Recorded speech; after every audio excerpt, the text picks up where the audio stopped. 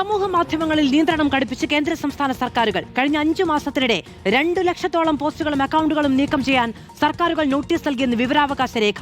ഓരോ മിനിറ്റിലും ഓരോ blocking notice നൽകുന്നുവെന്നാണ് കേന്ദ്ര ആഭ്യന്തര മന്ത്രാലയത്തിന്റെ കണക്ക്. CJP സമരം ശക്തമായ ജൂലൈയിൽ നോട്ടീസുകളുടെ എണ്ണത്തിൽ വൻ വർധനയുണ്ടായെന്നും വിവരാവകാശ രേഖയിൽ പറയുന്നു. ഈ വർഷം മാർച്ച് മുതൽ ജൂലൈ വരെ സമൂഹമാധ്യമങ്ങൾക്ക് നൽകിയ നോട്ടീസുകളുടെ കണക്കാണ് പുറത്തുവന്നത്. ആകെ നൽകിയത് 1,95,000 ബ്ലോക്കിംഗ് നോട്ടീസുകൾ. ഒരു ദിവസം ശരാശരി 1275 നോട്ടീസുകൾ. ഓരോ 68 സെക്കൻഡിലും ഓരോ നോട്ടീസ് വീതം നൽകുന്നുണ്ടെന്നാണ് വിവരാവകാശ രേഖ. ഏറ്റവും കൂടുതൽ നോട്ടീസ് ലഭിച്ചത് ഇൻസ്റ്റഗ്രാമിനാണ്. 5 മാസത്തിനിടെ 1 ലക്ഷത്തോളം നോട്ടീസുകളാണ് നൽകിയത്. ഫേസ്ബുക്കിന് 80,000-ഉം യൂട്യൂബിന് 15,000-ഉം നോട്ടീസുകൾ നൽകി.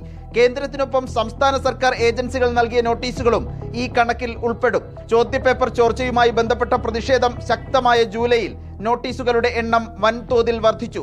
പ്രധാനമന്ത്രിയെ അപമാനിക്കുന്ന വീഡിയോകൾ നീക്കം ചെയ്യാൻ ദില്ലി പോലീസ് മെറ്റയ്ക്കും യൂട്യൂബിനും പ്രത്യേകം നിർദ്ദേശം നൽകിയിരുന്നു. ആഭ്യന്തര മന്ത്രാലയത്തിന്റെ സഹയോഗ് പോർട്ടൽ വഴിയാണ് കേന്ദ്ര സംസ്ഥാന സർക്കാർ ഏജൻസികൾ ബ്ലോക്കിംഗ് നോട്ടീസ് നൽകുന്നത്.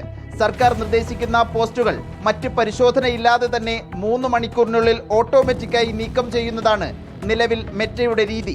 പ്രതിപക്ഷ നേതാക്കളുടെ അക്കൗണ്ടുകൾക്ക് മെറ്റ നിയന്ത്രണം ഏർപ്പെടുത്തുന്നുവെന്ന് നേരത്തെ ആരോപണമുണ്ട്. സമൂഹ മാധ്യമങ്ങൾ കേന്ദ്ര സർക്കാരിന് കീഴടങ്ങി എന്നാണ് AAP കൺവീനർ അരവിന്ദ് കെജ്രിവാളിന്റെ വിമർശനം. റിപ്പോർട്ടർ, ദില്ലി.